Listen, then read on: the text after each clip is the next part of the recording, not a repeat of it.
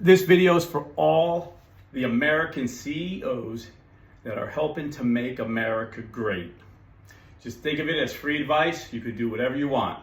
But if you were a general in the Pentagon during the war on terror, and all you did was sit in the Pentagon, and you had a chance to speak to a grunt, a Marine grunt that's been in Iraq for 6 months straight, think about the valuable information the literal boots on the ground could give you into your operation.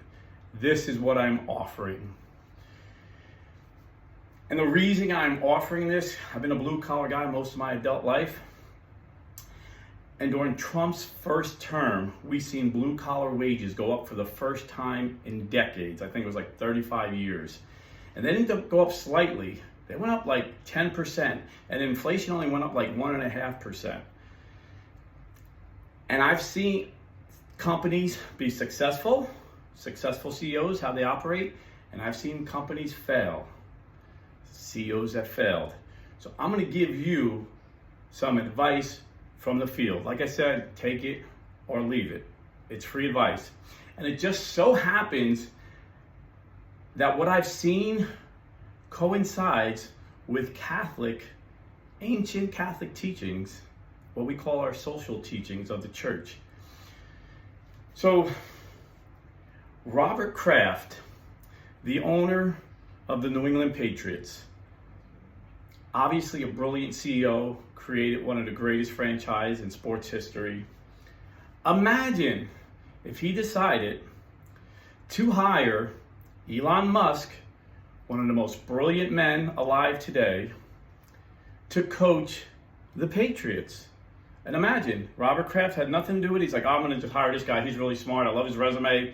And then Elon Musk goes up to Tom Brady after he, just won like 3 Super Bowls and said, Tom, forget everything you know about quarterbacking. I created a software that's going to make you the best quarterback ever. And he says, but Elon, you've never played football a day in your life. He's like, it doesn't matter. My program is at a whole nother level. Just follow this computer program. And he never lets Brady speak. How stupid would that be? Well, this happens all the time in industries across America. I see it firsthand. I recall being in a business where the new manager, they hired all kinds of degrees, asked me a question related, it was a factory job I was working, asked me a question related to the assembly line I was on.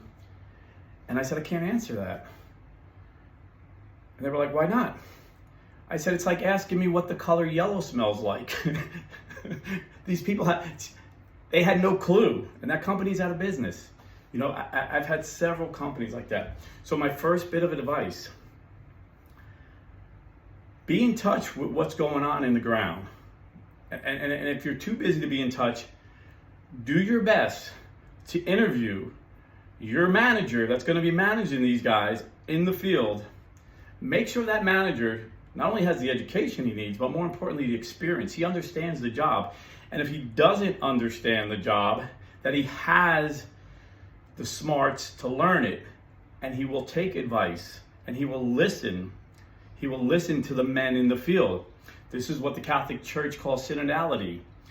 Pope Francis had these synods that were very, very smart. You see, Pope Francis is in Rome. He wanted to know what people in Florida, Orlando, North New Jersey, what was our spiritual needs?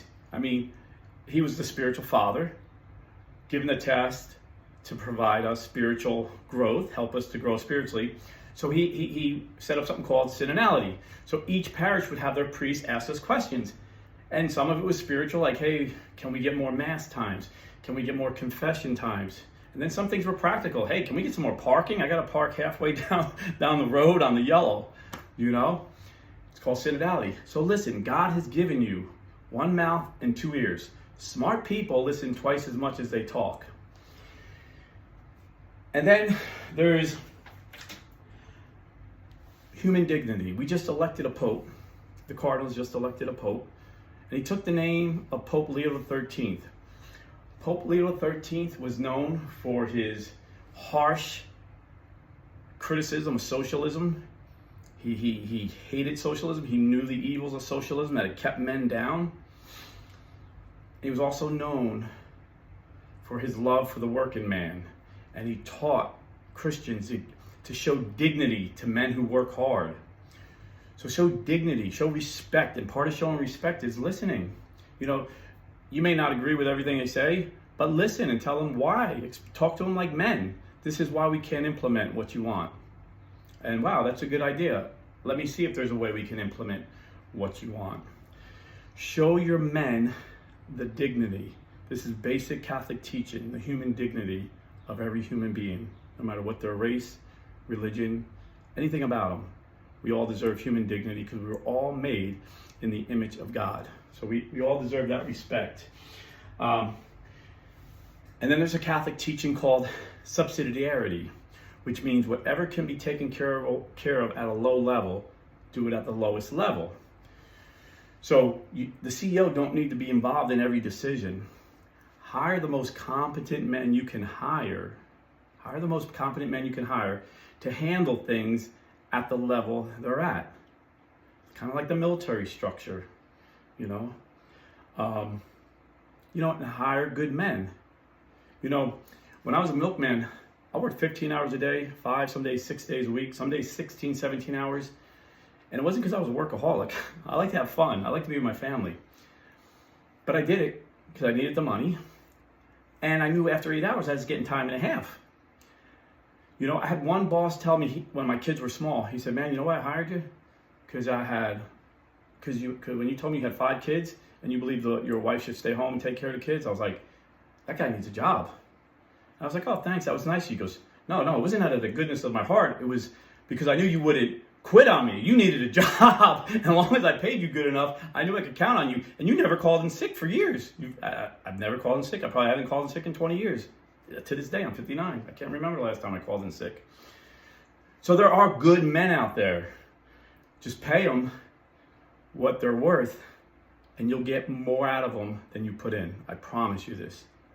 There is no harder worker than the American man. I am telling you this. So my last piece of advice, I might have one more that I'm forgetting, and if I do, this won't be my last piece of advice. But my last piece of advice is don't bet against America. Do not bet against America. Us blue-collar guys knew we were being sold out by our politicians. Everybody in the media was saying, "Oh, we got to do business with China. We'll open them up. We'll make them free." They didn't become free. They became strong.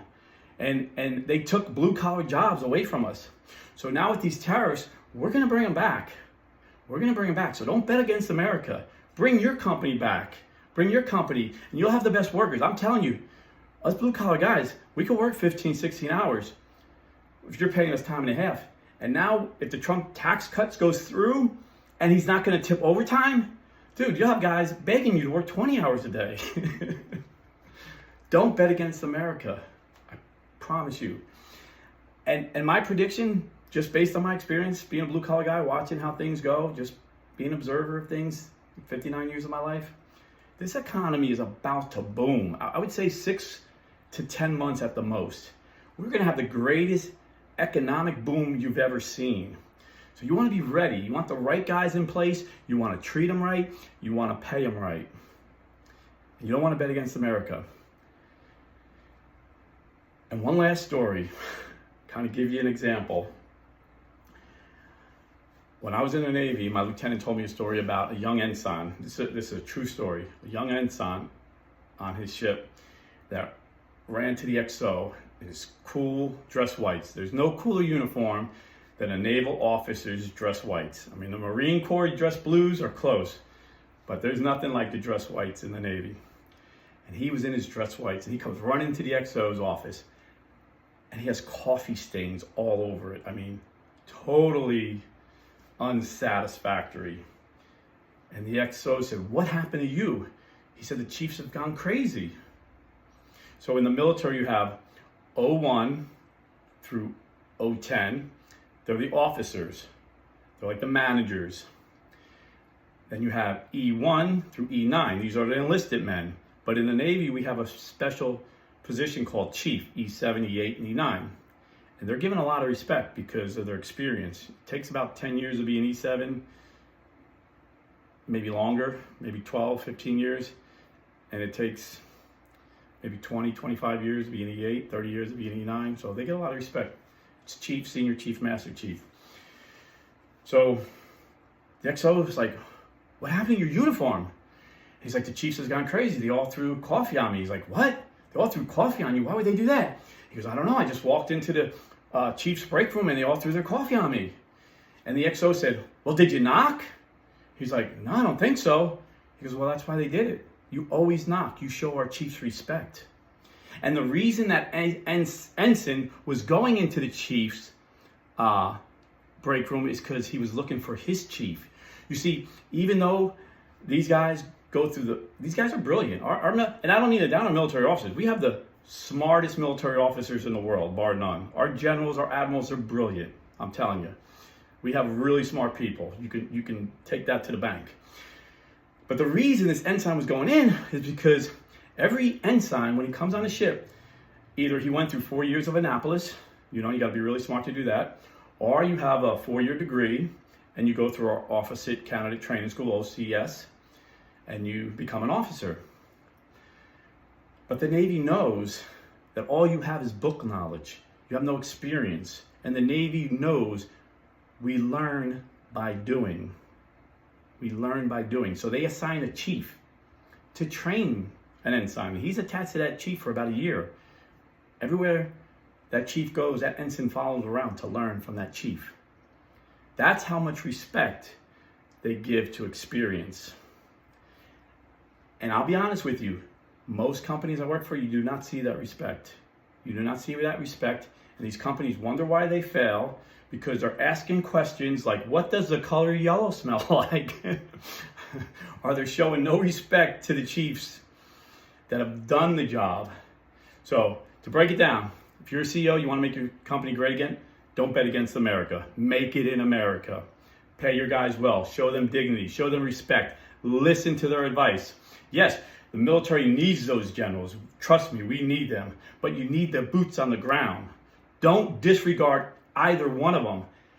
Encourage them to work together, to learn from one another, and to help one another.